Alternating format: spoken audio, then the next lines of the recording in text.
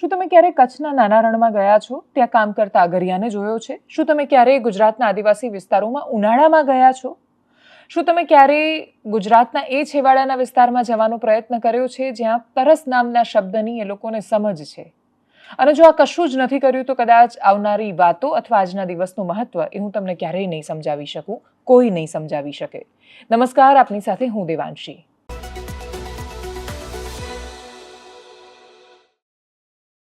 પગરખામાં પગ મૂકવો બહુ જરૂરી છે. તમે સામેવાળા માણસની જિંદગી એક્સચેન્જ નથી કરી શકવાના, તમે એનું જીવન જીવી પણ નથી શકવાના, અને એનું જીવન જીવવા માટેનો નહીં પણ એને એમાંથી બહાર કાઢવાનો પ્રયત્ન હોવો જોઈએ. એટલે ત્યાં પાછા જવાની કોઈની કલ્પના કે આશા પણ ન હોય, બહુ સ્વાભાવિક છે. પણ જો આપણે એમની જિંદગી જ ન જીવીએ તો આપણે કદાચ સમજી જ નહીં શકીએ કે વિશ્વ જળ દિવસમાં જળ શું કામ આટલું મહત્વનું છે. પાણી શું ખરેખર ખૂબ મોટો વિષય છે? તો જવાબ છે હા. આ સદીનો સૌથી મોટો પ્રશ્ન છે.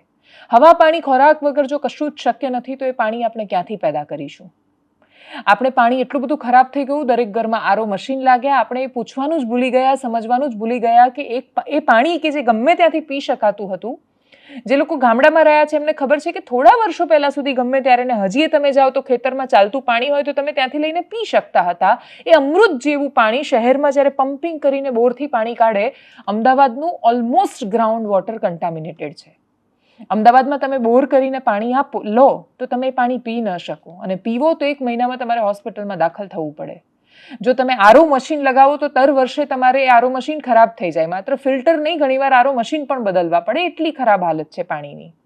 એ ફિલ્ટર કરીને કેટલું કરે, મશીનની કેટલી ક્ષમતા, એ બહુ મોટો પ્રશ્ન છે. સ્કિનના પ્રશ્ન, વાળના પ્રશ્ન, કિડનીમાં સ્ટોન થવાનો, પથરી થવાના પ્રશ્નો, સમસ્યાઓ બહુ જ વધારે છે. પણ છતાંય પાણી ગમે તેમ કરીને લોકો ફિલ્ટર કરીને કે આ તો મોંઘું લઈને પી લે છે. તમે જો અમીર માણસોને ખૂબ નજીકથી ઓળખતા હશો તો તમે એવો એક વિશાળ સમુદાય તમારી આજુબાજુ ઊભો થતા જોશો જે લોકો હિમાલયન વોટરની બોટલ રાખે છે, અને એ લોકો હિમાલયન વોટર જ પીવે છે કેમ કે એમને એમની આસપાસના પાણી પર ભરોસો નથી, અને એ લોકો એટલા સક્ષમ છે કે 70 રૂપિયાનું લીટર પાણી ખરીદીને પી શકે. તમે એ સિવાયના અનેક માણસોને જો ઓળખતા હશો કે જે લોકો થોડા ઘણા સમૃદ્ધ છે અને લાઈફ ટાઈમ માટે એક ખર્ચો કરી શકે એમ છે, તો એ 2-3 લાખ રૂપિયાના મશીન લાવીને કેંગન વોટર પીતા થઈ ગયા હશે. શહેરનું કોઈ ઘર કદાચ એવું નહીં હોય કે જે ફિલ્ટર માટેનું કે આરો માટેની પ્રક્રિયા ફોલો નહીં કરતું હોય. એ ગામડાનું શું જ્યાં પાણી જ નથી. અગરિયાઓનું જીવન તમે જ્યારે જુઓ તો તમે કચ્છના નાના રણમાં મીઠું પકવતા અગરિયાઓની વચ્ચે જાઓ તો એ લોકો તો કિલોમીટરો સુધી દૂર જાય. રણમાં તો છેક સુધી ક્યાંય પાણીનું નિશાન જ ન હોય. એ પોતાની જે બોટલ ભરીને જાય અથવા એ જે માટલું ભરે એનાથી એમણે સાચવી રાખવાનું, અને કાં તો રાહ જોવાની કે 3-4 દિવસે કે અઠવાડિયે ગમે ત્યારે ટેન્કર આવશે. એ લોકો નાય પણ નહીં અઠવાડિયા સુધી. બનાસકાંઠાના ધાનેરા પાસેના અંદરના ગામડાઓમાં, એડાલ કે એની આજુબાજુના ગામડાઓમાં જશો તો ટેન્કરની રાહમાં એ પ્રતીક્ષાની આંખો દેખાશે, ને ત્યાં તમને ખબર પડશે કે જળની કે તરસની કિંમત કોને કહેવાય. તમે નળ સે જળ જેવી યોજનાઓ લાગુ થઈ ગયા પછી પંચમહાલના શહેરાના ગામડામાં જશો કે મહીસાગરના લુણાવાડાના ગામડામાં જશો, તમે કડાણા ડેમનું બેકવોટરવાળો જે એરિયા છે, આંખોની આગળ મહીસાગર છે, એવા વિસ્તારમાં જશો, છોટાઉદેપુરના તુરખેડામાં જશો, કવાંટના ગામડામાં જશો, તમે હાફેશ્વર પાસે જશો કે જ્યાંથી નર્મદા ગુજરાતમાં પ્રવેશી રહી છે, તમે ડાંગના અંતરિયાળ વિસ્તારમાં જશો, તમે તાપી સેલવાસના ગામડામાં જશો, ત્યાં તમને સમજાશે કે તરસ એટલે શું. મહેસાણામાં ગ્રાઉન્ડ વોટરમાં ફ્લોરાઇડ વાળું પાણી આવે છે, ત્યાં એ ગ્રાઉન્ડ વોટર કન્ટામિનેટેડ છે. અમદાવાદને નર્મદાથી પાણી આપણને મળે છે, ત્યાંથી આપણને પીવાનું પાણી, આપણે નર્મદા થકી અમદાવાદીઓ જીવતા છે ને ત્યાંથી એ પાણી મળી રહ્યું છે. વડોદરા જેવું શહેર તો આજવા સરોવર કે પછી મહીસાગરનું પાણી છે એ જીવાડી રહ્યું છે. નદીઓ બહુ જ ઓછી બચી છે. જીવતી નદીઓ કેટલી બચી. થોડા વર્ષો પહેલા આપણી પાસે જે પાણી હતું એની સામે અત્યારના પાણીનું અસ્તિત્વ કેટલું. આપણે શું કર્યું? આપણે માનવ જાતને, આપણા ભવિષ્યને એ કગાર પર લાવીને મૂકી દીધો છે કે આપણને ખબર જ નથી કઈથી રણ બાજુ જઈશું, કઈથી ક્ષણ બાજુ જઈશું. કદાચ આપણે એ વસ્તુનું, એ વિષયનું મૂલ્ય જ નથી સમજતા. અમે છેલ્લા 1 મહિનાથી અમારા દરેક વિડીયોમાં નાની નાની વાતો મૂકી રહ્યા છીએ. એ નાની નાની વાતો કેટલા લોકો સુધી પહોંચશે કે કેટલા લોકોને અસર કરશે ખબર નથી, પણ એ વાતો બહુ જ નાની હોય છે. કે તમે જો 1 ગ્લાસ પાણી લઈ રહ્યા છો, કોઈ તમને પીવા માટે પાણી આપી રહ્યું છે, તો તમે યાદ રાખો કે ફિલ્ટર થયેલું પાણી આવી રહ્યું છે. હવે 1 લીટર પાણી ફિલ્ટર કરવામાં બીજું કેટલું લીટર પાણી નીચે વેડફાય છે. તમે જો આરો મશીન વાપરતા હશો તો તમને ખબર હશે કે બહુ બધું પાણી બગડે પછી એટલું પાણી ભેગું થાય છે. અને એ પાણી જ્યારે તમે પી રહ્યા છો ત્યારે તમે એક ઘૂંટડો લઈને પછી એ પાણી પાછું આપશો તો એ પાણી વાપરશે નહીં, એઠું છે એમ કરીને ઢોળી દેશે. એ પાણી ક્યાંય નથી વપરાતું. પીવા માટેનું દુર્લભ પાણી થઈ ગયું છે અને એને જો આપણે બગાડીએ છીએ તો આપણે ખૂબ બધી રીતે જવાબદાર છીએ. સરકાર શું પ્રયત્ન કરી રહી છે? સરકાર કહી રહી છે કેચ ધી રેન, સરકાર કહી રહી છે જળ સંચયના કામો કરો અને રાજ્યના, ગુજરાત રાજ્યના, દેશના પણ મોટા ભાગના રાજ્યના અનેક જિલ્લાઓમાં જ્યાં જળની અને તરસની કિંમત સમજાઈ છે એ લોકો અદ્ભુત રીતે સહભાગી થઈને આ યોજનાઓનો હિસ્સો બની રહ્યા છે. એ લોકો પ્રયત્ન કરે છે પોતાનું લેવલ બેસ્ટ આપવાનો. સામાજિક સંસ્થાઓ જોડાય છે, એવા ઉદ્યોગપતિઓ જોડાય છે કે જેમને પોતાના વતનની કિંમત છે, કદર છે અને એમને સમસ્યા ખબર છે. એટલે રાજસ્થાનના બાંસવાડામાં ડુંગરપુર પાસે આવેલા એક ગામમાં નદીને પુનર્જીવિત કરવાનો પ્રોજેક્ટ હોય કે પછી સુરતના ટેક્સટાઇલના કે ડાયમંડના વેપારીઓ દ્વારા પોતાના વતનમાં, રાજસ્થાનમાં કે પછી મધ્યપ્રદેશમાં કે પછી સુરતની આજુબાજુના વિસ્તારોમાં જળસંચયના કામ શરૂ કરવાની વાત હોય. અદ્ભુત રીતે સમાજ સાથે આવી રહ્યો છે. સરકાર પોતાની પહેલ કરી રહી છે અને બહુ જ મોટા રિવર લિંકિંગના, કેન બેતવા જેવી રિવર લિંકિંગના પ્રોજેક્ટ ચાલી રહ્યા છે. રાજસ્થાનની ચંબલ સહિતની નદીઓને જોડવાના કામ ચાલી રહ્યા છે. પણ આ બધું જ ખૂબ મોટા પાયે થઈ રહ્યું છે અને લાંબા સમય માટે થઈ રહ્યું છે. આપણે શું કરી રહ્યા છીએ? કેન્દ્ર સરકારનો ઉદ્દેશ્ય છે, એમનું લક્ષ્ય છે. એકવારનો ટાર્ગેટ પૂરો થઈ ગયો, એ ટાર્ગેટમાં એ કામ પૂરું ન થઈ શક્યું, આખા દેશમાં અતિશય ભ્રષ્ટાચાર થયો તો એ ડેડલાઇનને એક્સટેન્ડ કરવામાં આવી અને કહ્યું કે હવે ફરીથી અમારો ઉદ્દેશ્ય છે કે અમે દરેક ઘરે નળથી જળ પહોંચાડીશું. પણ નળથી જળ પહોંચાડવાનો જ્યારે પ્રયત્ન થયો, કેન્દ્ર સરકારે બજેટ આપ્યું, રાજ્ય સરકારે બજેટ આપ્યું, પંચાયતની જવાબદારી હતી, ગામના લોકોના ગામના એ જાગૃત નાગરિકોની જવાબદારી હતી કે એના ગામમાં કરપ્શન ન થાય એનું ધ્યાન રાખે. ગામના સરપંચોએ શું કર્યું? જે વિજિલન્ટ અધિકારીઓ હતા ત્યાંના વિજિલન્સના, જેમણે ધ્યાન રાખવાનું હતું ત્યાં જઈને કે આ યોજના પૂરી થઈ છે કે કેમ. સરકારી પ્રક્રિયામાં નિયમ હોય છે કે જો ત્યાં કામ થયું હોય, એટલે કામ ચકાસવા માટે ટીમ જાય, અધિકારીઓ જાય, ને જો કામ પૂરું થયું હોય તો જ એ આપી શકે સર્ટિફિકેટ, પ્રમાણપત્ર, અને તો જ કોન્ટ્રાક્ટરને પૈસા મળે. નળ સે જળના કરપ્શનમાં અધિકારી, ગ્રામ પંચાયતનો સરપંચ, કોન્ટ્રાક્ટર, આ બધાએ ભેગા થઈને લોકલ લેવલ પર અતિશય કરપ્શન કર્યું. આપણે મોટા કરપ્શનની મોટી વાતો કરીએ છીએ, નાના માણસમાં ચોરીની વૃત્તિ કેમ આવી ગઈ? ગામના પેવર ખાઈ જાય છે લોકો, ગામની માટી, ગામના તળાવની માટી ખાઈ જાય છે, કોઈના ખેતરમાંથી માટી કાઢીને લઈ જાય છે, ગામનો રસ્તો દબાવી દે છે. આટલી હદ સુધી ચોરીની માનસિકતા એટલી આપણી અંદર ઘૂસી ગઈ કે આપણે સામાન્ય માણસોના હિસ્સાનું પીવાનું પાણી ખાઈ ગયા. સહેજ પણ શરમ ન આવી. આ એ ગુજરાત રાજ્યની વાસ્તવિકતા છે, જે ગુજરાત રાજ્ય ગમે તેટલા દાવા કરતું હોય. આપણે નાગરિક તરીકે નિષ્ફળ થયા, આપણે નલ સે જલ યોજના સફળ ન થવા દીધી. ગુજરાતના અનેક એવા ગામડા સરકારી ચોપડે શ્રેય લખાઈ ગયા, ગાથાઓ લખાઈ ગઈ અને ગુજરાતના હજારો ગામડાઓમાં આ જ નલ સે જલ યોજના થકી પાણી પહોંચ્યું. પણ એ ગામડાઓનું શું કે જ્યાં ચોરી થઈ ગઈ? એ ગામડાઓનું શું જ્યાં ખાલી સ્ટેન્ડ પોસ્ટ મુકાયા, નીચે પાઇપ જ ન નાખી? સરકારે ધીરે ધીરે જ્યાં જ્યાં દેખાય ત્યાં, અહીંયા આ જિલ્લામાં દેખાયું તો કેસ કર્યો, આ જિલ્લામાં તો મોટા કનેક્શન ને મોટી ઓળખાણ નીકળી તો છૂટા કરી દીધા, એક જિલ્લામાં કેસ કર્યો, વરસ પછી લાંબુ ચલાવ્યું ને પછી બધું છોડી દીધું. આજે એક પછી એક માણસોને છોડી દીધા. એ કરપ્શન કરવાવાળા માણસોએ આવીને પ્રશ્ન કર્યો કે ખાલી કોન્ટ્રાક્ટર પર તમે કર્યું, પણ તમે અધિકારીની સામે કોઈ પગલાં લીધા? તમે ગ્રામ પંચાયતના સરપંચની સામે લીધા? બાકી બધું જવા દો, ગામના લોકોને કેટલો ફરક પડ્યો? એવા અનેક ગામડા અમે જાતે જોયેલા છે, ગ્રાઉન્ડ ઝીરો પર જોઈને, જ્યાં અમે આંખોની સામે જોયું છે કે સ્ટેન્ડ પોસ્ટ છૂટા મૂકી દેવામાં આવ્યા છે, પાઇપલાઇનના કનેક્શન પૂરા ન કરવામાં આવ્યા. અદ્ભુતમાં અદ્ભુત યોજનાની પથારી કેવી રીતે ફેરવવી, એ જો આપણું નાગરિક તત્વ આપણને શીખવતું હોય, એની અંદર એ ભ્રષ્ટાચારમાં ગામનો માણસ પણ સહભાગી હોય, તો આ પ્રશ્ન ખૂબ મોટો છે. જે માણસો ગામનું પણ ખાઈ જાય છે, એ માણસો કોઈ દિવસ દેશનું વિચારી શકવાના છે? એક બાજુ બહુ જ વિશાળ દ્રશ્ય દેખાઈ રહ્યું છે, જે બતાવે છે કે ખૂબ સમૃદ્ધ થયા પછી માણસો પોતાના ગામની દરકાર કરીને, ગામના પાણી અને ભવિષ્યની દરકાર કરીને એના માટે પ્રયત્નો કરી રહ્યા છે. એક બાજુ તરસવાળી આંખોમાં, જેની આંખોમાંથી પણ પાણી સુકાઈ ગયું છે, એવી આંખો દેખાય છે, જે દરેક વખતે અમારા કેમેરા કે માઇક જાય ત્યારે અમને પ્રશ્ન કરે છે કે અમે તો બહુ બોલ્યા, શું થવાનું તમારા આવવાથી? અને ખરેખર એ વાતનો જવાબ નથી હોતો કે શું થવાનું, પણ છતાંય એ કહાની અથવા એ વાત કે વાર્તા કે દ્રશ્યો તમારા સુધી એટલે પહોંચાડીએ છીએ કે તમને અહેસાસ થાય કે તમે કોઈકના હિસ્સાનું પાણી તમારા ભાગે આવ્યું છે. નર્મદામાં એના બેઝિન એરિયામાંથી ઘણો બધો પાણીનો એક સાઈડ કાપ કરવામાં આવ્યો, એટલે એ પાણી શહેરો સુધી કે પછી આગળ બાકીની જગ્યાએ પહોંચી શક્યું છે. અનેક એવા માણસો છે કે જેણે પોતાના હિસ્સાનું એક એક ખોબો પાણી આપ્યું, ત્યારે આપણી તરસ છુપાઈ છે. એ જળની જો કદર નહીં કરીએ તો આપણી કાલ સાવ ખરાબ થવાની છે. અને એ કાલ બહુ જ ડરામણી છે, બહુ બિહામણી છે. એ દ્રશ્ય અતિશય દુર્દશાવાળા છે. દેશનો પણ રેકોર્ડ કે છે પાણીની લડાઈમાં 200 માણસો એક વર્ષમાં મરી જાય છે, માત્ર પાણીના ઝઘડા અને પાણીના સંઘર્ષો.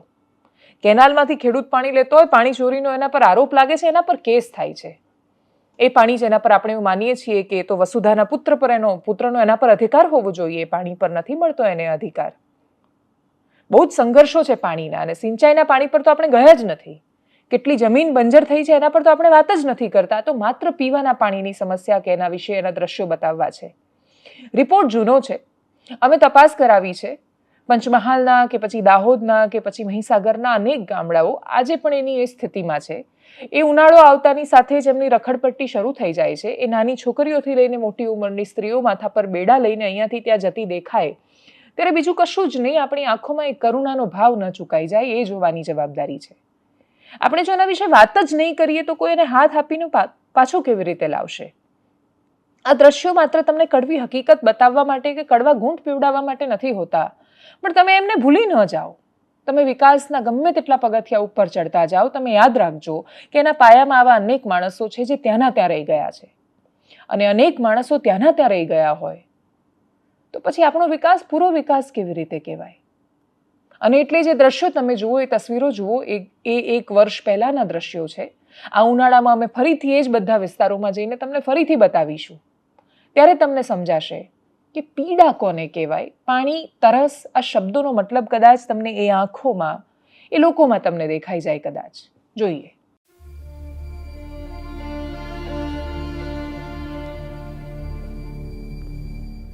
આ જુઓ, સ્ટેન્ડ પોસ્ટ મૂકીને ગયા. આ શું મતલબ આ યોજનાનો? અને આવી રીતે જ કરવું છે તો પછી સરકારના કરોડો રૂપિયા બગાડવાનો શું મતલબ? સરકારના નામે રૂપિયા ખાઈ જવાનો શું મતલબ? તમને શું લાગે છે? તમે બોલો તો કઈ ફરક પડે કે ના પડે? કોઈ ફરક ના પડે. કઈ કહીએ તો કઈ પાણી છોડાવી જાય અમે કેવાથી. એટલે નળ નાખ્યા જ નથી? નાખ્યા જ નથી બેન. ખાડા કોડેલા દેખો ને રહ્યા. આની પાઇપ ક્યાં નળની? પાઇપ આ હેલા ઉપર ખાલી મિલી ને બનાવીને જતા રહી, પછી હું ગમ પડે. બહુ નાના હતા તો સ્કૂલમાં એક પ્રાર્થના ગાતા હતા કે ગરીબોના લોહી ચૂસી લાખરે કમાયો તો એ તું ના ધરાયો. જોજે રે તારી જિંદગી જવાની. આવું બધું કંઈક સાંભળ્યું તું? એ અહીંયા બિલકુલ લાગુ થઈ રહ્યું છે.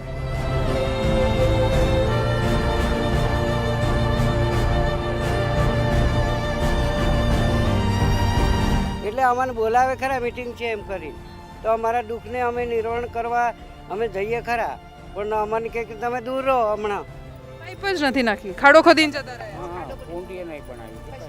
તો પીવાનું ક્યાંથી લાવવાનું? આ બહુ ચાલે બેન. તે લાઇટ 4 દાડો તો લાઇટ નહીં આવતું. તમારા લોકોને ઘરે પાણી આવે છે નળથી? નથી આવતું. અહીંયાથી હવે આ પાઇપ નીકળી, અહીંયાથી આવી ખાસી ઊંડી, બહુ જ ફટલી, અને જુઓ હવે આ પૂરું, નલ સે જલ પૂરું, પાણી પૂરું. આ લોકો બધું જ કરી શકે એમ છે, પણ વારંવાર એમની સાથે જે સરકારી ચીટિંગ થાય છે એ આખું વાતાવરણ અહીંયા ખરાબ કરી દે છે. કયા સંદર્ભમાં? કેમ કે એમને યોજનાઓ પરથી, સરકાર પરથી, બધા પરથી ભરોસો ઉઠી જાય છે. લોકોના બાથરૂમ નથી છોડ્યા, લોકોના શૌચાલયમાં પૈસા ખાઈ ગયા છે, તો આ લોકો શેમાં બાકી રાખશે? સરકારના સપનાને, તમારા પોતાના નેતાના સપના તમે ધૂળધાણી કરી રહ્યા છો. આ કોઈ કેન્દ્રમાં બીજા કોઈ નેતા છે અને તમે રાજ્યમાં પથારી ફેરવો છો એવી વાત જ નથી. કેન્દ્રમાં તમારા જ નેતા છે. આ દેશના પ્રધાનમંત્રીએ જોયેલું સપનું તમે પોતાની પાર્ટીના નેતાઓ થઈને વેરવિખેર કરી રહ્યા છો. માથે બેડા લઈને આવો. માથે બેડા લઈને આવવાનું. તો આટલી ઉંમરે બધું થાય એવું? તો થાય. આટલી ઉંમર તો આ બધાને ઉંમર થઈ રહે કે મારે એકલી ને. મોટું થઈને શું બનવાનું? કલેક્ટર. આપણે એ કરપ્શનમાં સહભાગી સીધી રીતે મોટાભાગે નથી હોતા કે જેમાં આપણે કોઈના હિસ્સાનું પાણી ખાઈ ગયા કે પાણીના પૈસા ખાઈ ગયા કે કોઈનો ભાગ હતો ને એના પર આપણે હાથ મારી દીધો કે ઝૂંટવી લીધું. પણ પાણીનો હિસ્સો દરેક જગ્યાએ સરખો નથી. જો આપણને પાણી મળ્યું છે તો એની કદર આપણે કરીશું? બ્રશ કરતી વખતે નળ સતત ખુલ્લો રાખતા હોઈએ, બેફામ અતિશય પાણીથી દરરોજ નાતા હોઈએ, વાસણ ઘસવામાં એ પાણી બગાડતા હોઈએ, પીવાનું પાણી એ ઢોળી દેતા હોઈએ, નદીને એ ગંદી કરવામાં આપણું યોગદાન આપતા હોઈએ, જો આપણે આમાંથી કશું જ કરી રહ્યા છીએ તો આપણે પણ સહભાગી છીએ એ પાપના. અને એટલે ધીરે ધીરે એ કામ એ કરવાનું ઓછું કરીએ. અને જ્યાં સુધી આપણે શરૂઆત નહીં કરીએ ત્યાં સુધી આપણી આગળની પેઢીને કેવી રીતે સમજાવીશું? 70 રૂપિયા લીટર પાણી લોકો ખરીદીને પીવા માંડ્યા કેમ કે એ લોકોને પોસાય છે, એ લોકો પી શકે છે હિમાલયન વોટર કે બાકીના પાણી. જે નથી પી શકતા એ 70 રૂપિયા જવા દો, 7 રૂપિયા જેની પાસે નથી એ તો રઝળપાટ કરે છે. કોઈકના હિસ્સાનું આપણે હંમેશા ખાઈ પી રહ્યા છીએ, એટલી વાત જો આપણે યાદ રાખીશું તો કદાચ આપણે એની કદર કરતા થઈશું. આગળ વાત કરીએ ગુજરાત રાજ્યના કાયદો વ્યવસ્થા અને એના સિલેક્ટિવ તમાશા પર, સિલેક્ટિવ ફરતા બુલડોઝર પર, સિલેક્ટિવ થતા પ્રશ્નો પર અને પોલીસ જ્યારે એક જગ્યાએ વરઘોડો કાઢે અને બીજી જગ્યાએ ન કાઢે ત્યારે જે અસર થાય સમાજમાં એના પર.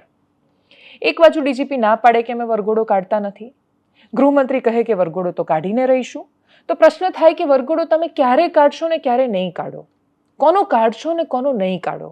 કેમ કે ગોંડલમાં તો હવે વાત વરઘોડા પર આવીને રોકાઈ છે. ગોંડલ છેલ્લા કેટલાય સમયથી, છેલ્લા 6-1 મહિનાથી અતિશય ચર્ચામાં આવી રહ્યું છે, વિવાદોમાં આવી રહ્યું છે. દરેક વખતે ગોંડલની ઘટનાઓ અમુક પ્રશ્નો પર, અમુક પરિવારો પર, અમુક ચહેરાઓ પર જઈને પ્રશ્નાર્થ ચિહ્ન છોડી દે છે. પણ વાત કાયદો વ્યવસ્થાની આવે ત્યારે એ જવાબ પોલીસ પાસે નથી કે તમે ત્યાં વરઘોડો કાઢશો કે કેમ. જસદણના વીંછિયામાં થોડા સમય પહેલા કોળી સમાજના આગેવાનની જ્યારે હત્યા થઈ ત્યારે જે બધા આજુબાજુના લોકો હતા, સમાજના આગેવાનો, એ પોલીસ સ્ટેશન પાસે ટોળું થઈ ગયા. શું કામ? તો કે જનતાને તમાશબીન બનાવી દીધી છે, જનતાને મજા આવે છે તમાશા જોવાની, એટલે જનતાને બનાવી દીધું. તમે મોબ બનાવી દો, તમે એને ભીડ બનાવી દો એટલે જનતા ભેગી થાય ટોળું બનીને. એવી અપેક્ષા રાખે કે કાઢો વરઘોડો, અમે જોઈશું. ભેગા તો થયા પણ એ જ વખતે વરઘોડા પર વિવાદ ચાલતો હતો. પોલીસે કહ્યું ના ભાઈ અમે વરઘોડો નહીં કાઢીએ. તો એ ઉશ્કેરાયેલી જનતાએ પોલીસ પર પથ્થર ફેંક્યા. એ પોલીસનો શું વાંક? એણે તો કાયદાની હદમાં જે આવે છે એ કહ્યું એમણે, પણ છતાંય આ થયું ને એનો વિવાદ હજી એ ચાલી રહ્યો છે કેમ કે એમના પર કેસ થયા અને હવે કેસ પાછા ખેંચાવવા માટે આંદોલન ચાલે છે કેમ કે એનાય રસ્તા સરકાર આપે છે. સમાજ દબાણ કરે તો કેસ પાછા ખેંચાઈ જાય છે. આપણે ત્યાં આજે કેસ થાય, તમને દબાવે અને કાલે પાછા એ ખેંચી લે. આ આપણે ત્યાં એક નીતિ નિયમ ચક્ર બની ગયું છે. આ વ્યવસ્થાની વચ્ચે, આ ઊભા થઈ રહેલા પ્રશ્નોની વચ્ચે ગોંડલમાં પણ હવે વરઘોડાની આજુબાજુનો સવાલ છે. પાટીદાર સમાજના લોકો પણ ભેગા થયા, એમણે રેલી કાઢી. ક્ષત્રિય સમાજના લોકો પણ ભેગા થયા અને રેલી કાઢી. ક્ષત્રિય સમાજના લોકોનું એવું કહેવું હતું કે અમુક તત્વો છે જે આખા વિષયને પાટીદાર વર્સિસ ક્ષત્રિય કરવા માંગે છે. આ વિષય કાયદો અને વ્યવસ્થાનો છે, એની જગ્યાએ એને પરિવાર સાથે સાંકળવામાં આવે છે અને કાં તો એને વ્યવસ્થા સાથે ન સાંકળીને સમાજ સાથે સાંકળવામાં આવી રહ્યો છે. અનેક કુટુંબ પરિવારો એવા છે કે જેમને વર્ષોથી એકબીજા સાથે ખૂબ સારા સંબંધો રહ્યા છે. ગોંડલની પરિસ્થિતિ ગ્રાઉન્ડ ઝીરો પર જઈને સમજાય એવી નથી કેમ કે તમે ગોંડલમાં જાઓ, કુતિયાણામાં જાઓ, ઘણા બધા વિસ્તારોમાં જાઓ, ત્યાં લોકો કેમેરા પર કશું બોલતા જ નથી. બોલતા બહુ જ ખચકાતા હોય છે અને જે બોલે છે એ પણ એ કયા પક્ષમાં છે એના પર એનો જવાબ હાજર રહેતો હોય છે. અને એટલે જ અત્યારે તો જે તસવીરો સામે આવી એ તસવીરોની સાથે ઘણા બધા લોકોએ સવાલ કર્યો. આઈ સપોર્ટ ગણેશ ગોંડલ, એ રીતે ગણેશસિંહ જાડેજા, એ રીતે બેનર પણ વાયરલ થયા. ગણેશ ગોંડલનો સપોર્ટ કઈ ઘટનામાં, શું કામ, એ પણ પ્રશ્ન છે. રાજકુમાર જાટના મૃત્યુના કેસમાં આઈ સપોર્ટ ગણેશ કરીને જે પોસ્ટર વાયરલ થયા એમાં એવું કહેવામાં આવ્યું કે એક ગરીબ પરિવારના છોકરાની સાથે કશું ખોટું થયું તો એનો દુરુપયોગ કરીને ગણેશ ગોંડલને ટાર્ગેટ કરાઈ રહ્યા છે. બીજી બાજુ પાટીદાર સમાજના મોટાભાગના આગેવાનો એ ભારતીય જનતા પાર્ટીના નેતાઓ હોય તો પણ એમની સામે પત્રિકાઓ અને બાકીનું બધું વાયરલ થતા એમણે પણ સમાજની સાથે રહેવાનું અને સમાજનો પક્ષ લેવાની ફરજ પડી છે. પુરુષોત્તમ રૂપાલા, રાજકોટના સાંસદ, એ પણ આના પર બોલ્યા છે. જે પણ તસવીરો અને પ્રતિક્રિયાઓ સામે આવી ગોંડલથી, કરીએ એના પર નજર.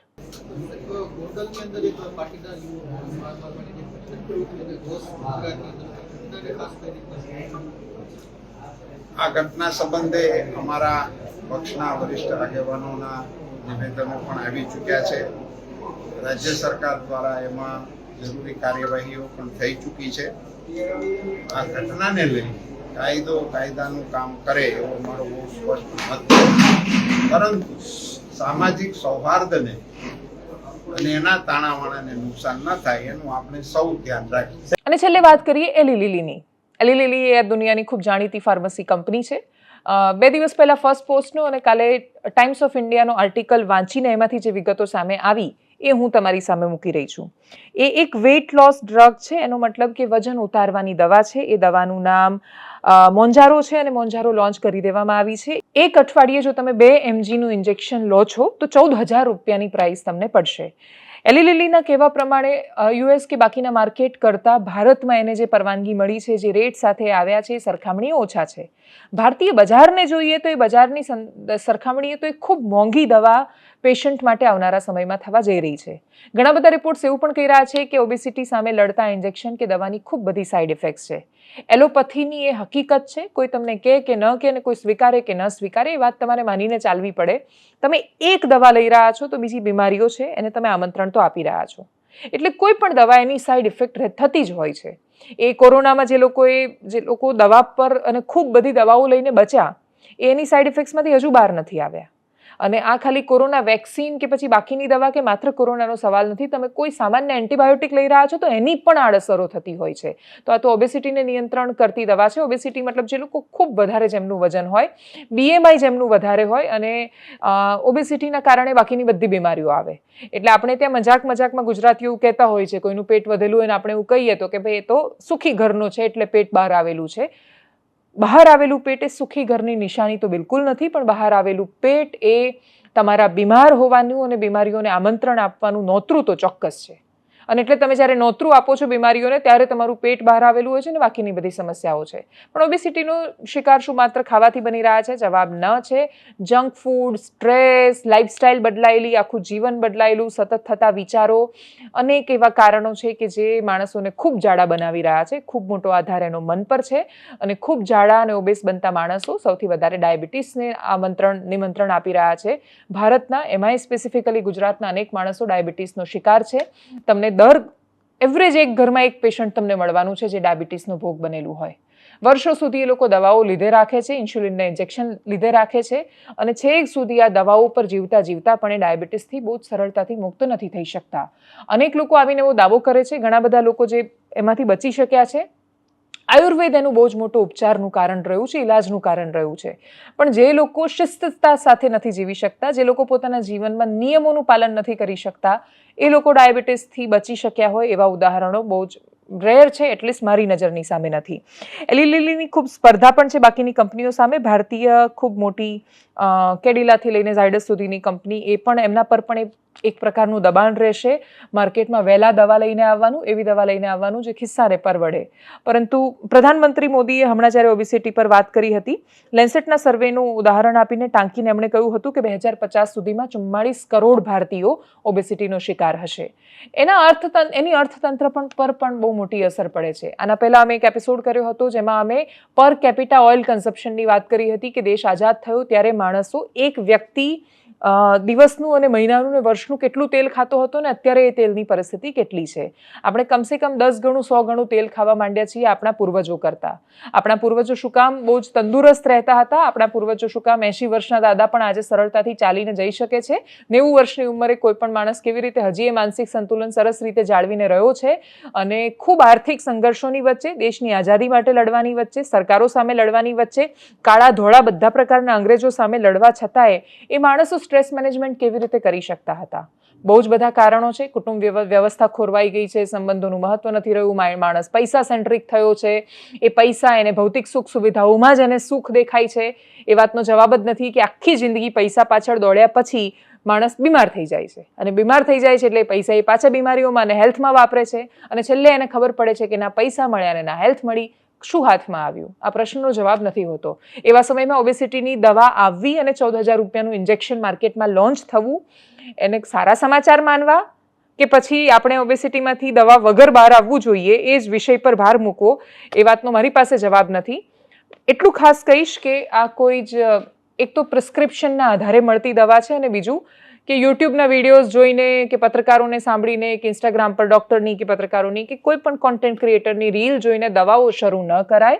તમે આદુ ખાવાનું કે પછી ગળો પીવાનું શરૂ કરો તો ત્યાં સુધી બરાબર છે. હળદર ખાવાનું શરૂ કરો તો બરાબર છે. વાત જ્યારે દવા કે ઇન્જેક્શનની આવે ત્યારે ડૉક્ટરની સલાહ જ એકમાત્ર સલાહ છે જેને તમારે લાગુ કરવી જોઈએ. આ સમાચાર માત્ર ઓબેસિટીની ગંભીરતા સમજાવવા અને ઓબેસિટી સામે ઊભું થવા જઈ રહેલું માર્કેટ સમજાવવા માટે છે. કેમ કે આ દવા આવતાની સાથે જ ઓલરેડી 600 કરોડનું ઓબેસિટીનું માર્કેટ છે.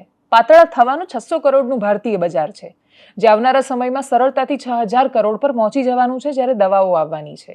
અને એટલે જ આપણે બધું જ બજારના ઈશારે ને બજારના આધારે કરીએ છીએ. એટલે આપણે મોઢા પર લગાવાતા મોઇશ્ચરાઇઝરથી લઈને વાળમાં લગાવાતા તેલથી માંડીને વપરાતા શેમ્પૂથી માંડીને વાસણ ઘસવાનો સાબુ ને એમાં વપરાતું લિક્વિડથી માંડીને વોશિંગ પાવડર અને પછી વોશિંગ મશીન ને પછી વોશિંગ મશીનમાં વપરાતું લિક્વિડ બધું જ માર્કેટના હિસાબે જીવીએ છીએ. આપણે આપણી જરૂરિયાતોના હિસાબે જીવતા જ નથી. એટલે આવનારા સમયમાં ઓબેસિટીની દવા આવવાથી ઓબેસિટી નામનું એક વિશાળ માર્કેટ તૈયાર થઈ રહ્યું છે. એ માર્કેટ તમને કઈ દિશામાં લઈ જાય છે એ તમારે વિચાર કરવાનો સમય હવે આવી ગયો છે. જો અત્યારે વિચાર નહીં કરીએ તો 5 વર્ષ પછી એ જ માર્કેટનો આપણે શિકાર હોઈશું. જો કે વિચાર કરીશું તો એ માર્કેટથી બચીશું કે કેમ એ ખબર નથી. બચવાનો એકમાત્ર ઉપાય એ જ છે કે પહેલું સુખ તે જાતે ન રહ્યા. જાત પર ફોકસ કરો તો બાકીની બધી જ વાતો નેગ્લેક્ટ થઈ જતી હોય છે. પણ આમાં તો ઇઝીયર સેડ ધેન ડન જેવું છે. બોલવું સરળ છે, કરવું બહુ અઘરું છે. અપેક્ષા રાખીએ કે આપણે બધા જ આપણા જીવનમાં શિસ્ત તરફ આગળ વધી શકીએ, આયુર્વેદ તરફ આગળ વધી શકીએ, આપણા મૂળ તરફ ને આપણા પૂર્વજો અને વડીલોમાંથી કશુંક શીખી શકીએ. એનાલિસિસમાં અત્યારે બસ આટલું જ. આપ અમને યુટ્યુબ પર જોઈ રહ્યા છો તો સબસ્ક્રાઇબ કરો, ફેસબુક પર જોઈ રહ્યા છો તો ફોલો કરો, વિડીયોને શેર કરો. અને જો આપણે મહાન ભારતના મહાન નાગરિકો છીએ તો આજે જળ દિવસ માટે અલગ એટલા માટે કહી રહી છું કે બની શકે એટલા જળ સંચયની, સંવર્ધનની, આ ધરતીમાંથી જેટલું ઉલેચીએ છીએ એટલું એને પાછું આપવાની અને જ્યારે વરસાદ આવે ત્યારે વરસાદને ઝીલી લેવાની શરૂઆત કરીએ. નમસ્કાર.